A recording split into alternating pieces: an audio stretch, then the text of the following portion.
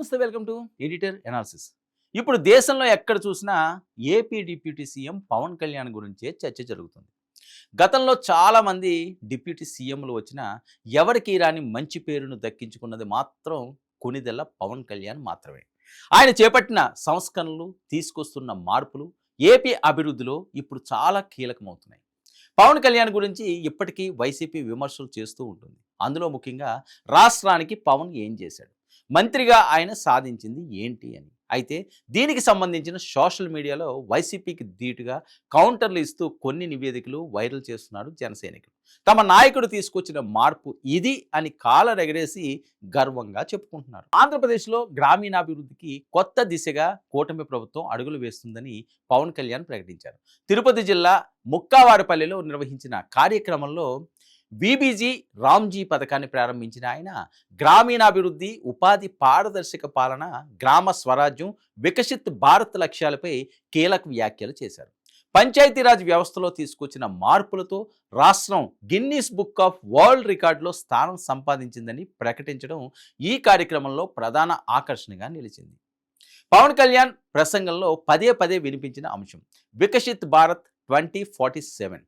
దేశానికి స్వాతంత్రం వచ్చి 100 ఏళ్లు పూర్తయ్యే నాటికి భారత్ను పూర్తిగా అభివృద్ధి చెందిన దేశంగా తీర్చిదిద్దాలన్న కేంద్ర ప్రభుత్వ లక్ష్యానికి అనుగుణంగానే రాష్ట్ర ప్రభుత్వం కూడా పనిచేస్తుందన్నారు.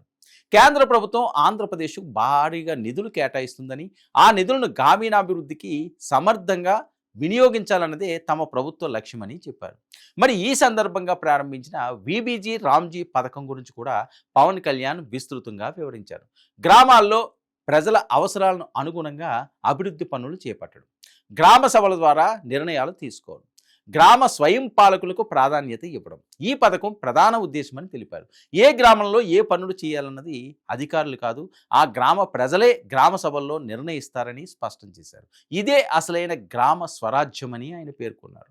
మరి ఉపాధి హామీ పథకం అమలుపై పవన్ కళ్యాణ్ కీలక అంశాలు వెల్లడించారు. గ్రామీణ కార్మికులు ప్రస్తుతం అందుతున్న ఉపాధి రోజులను 100 రోజుల నుంచి 125 రోజులకు పెంచినట్లు చెప్పారు.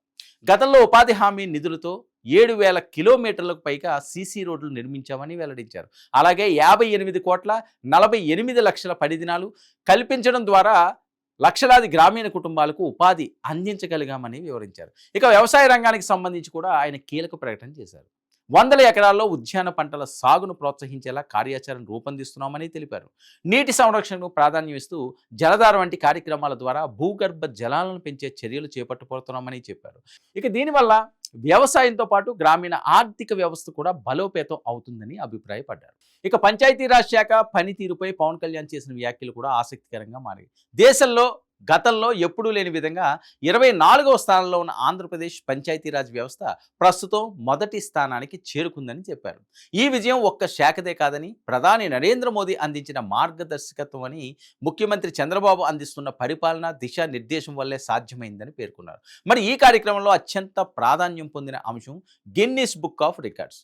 రాష్ట్ర వ్యాప్తంగా 13,000కు పైగా గ్రామాల్లో ఒకేసారి గ్రామ సభలు నిర్వహించడం ద్వారా ప్రపంచ రికార్డు నమోదు చేశామని పవన్ కళ్యాణ్ ప్రకటించారు. గ్రామ ప్రజల ప్రత్యక్ష భాగస్వామ్యంతో ఇంత భారీ స్థాయిలో గ్రామ సభలు నిర్వహించడం అరుదైన ఘట్టమని, ఇది గ్రామీణ ప్రజాస్వామ్యానికి నిదర్శనమని తేల్చి చెప్పారు. ఇక పంచాయతీరాజ్, గ్రామీణాభివృద్ధి శాఖల్లో పవన్ తీసుకొచ్చిన మార్పులు చూసి దేశం యావత్తు నివ్వెరపోయిన పరిస్థితి. తమకు కూడా అలాంటి నాయకుడు ఉంటే బాగుండును అని అనేక రాష్ట్రాల్లోని ప్రజలు కోరుకుంటున్న పరిస్థితి. మరి జగన్ సీఎంగా ఉన్న 5 ఏళ్లలో గ్రామాల్లో ఎలాంటి పరిస్థితులు ఉన్నాయో చూశారు. మరి కనీసం రోడ్లు కూడా లేక దారుణంగా ఇబ్బందులు పడ్డారు గ్రామీణ ప్రాంత ప్రజలు.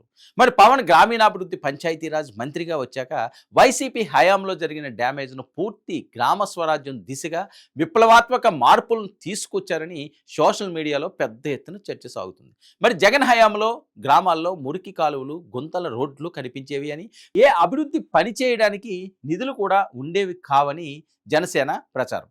అభివృద్ధి అన్న పదాన్ని వైసీపీ డిక్షనరీ నుంచే తొలగించేశారన్న అపవాదులను సైతం అప్పుడు మూట కట్టుకున్నారు. దీంతో దేశానికే పట్టుకొమ్మలైన గ్రామాల పరిస్థితి ఘోరంగా తయారైందని ప్రచారం.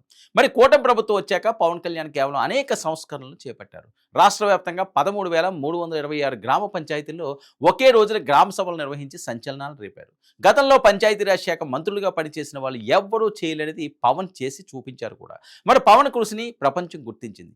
ఒకే రోజు ప్రజల భాగస్వామ్యంతో సభలు నిర్వహించడం అతిపెద్ద గ్రామ పాలనగా గుర్తిస్తూ వరల్డ్ రికార్డ్స్ యూనియన్ తమ రికార్డుల్లో నమోదు చేసింది కూడా. తాజాగా గిన్నిస్ బుక్ ఆఫ్ రికార్డ్స్ కూడా దక్కడం పవన్ కళ్యాణ్ కృషికి నిదర్శనమని ప్రశంసల వర్షం కురుస్తుంది. ఇది ఈనాటి editor analysis. Stay tuned to 9 news.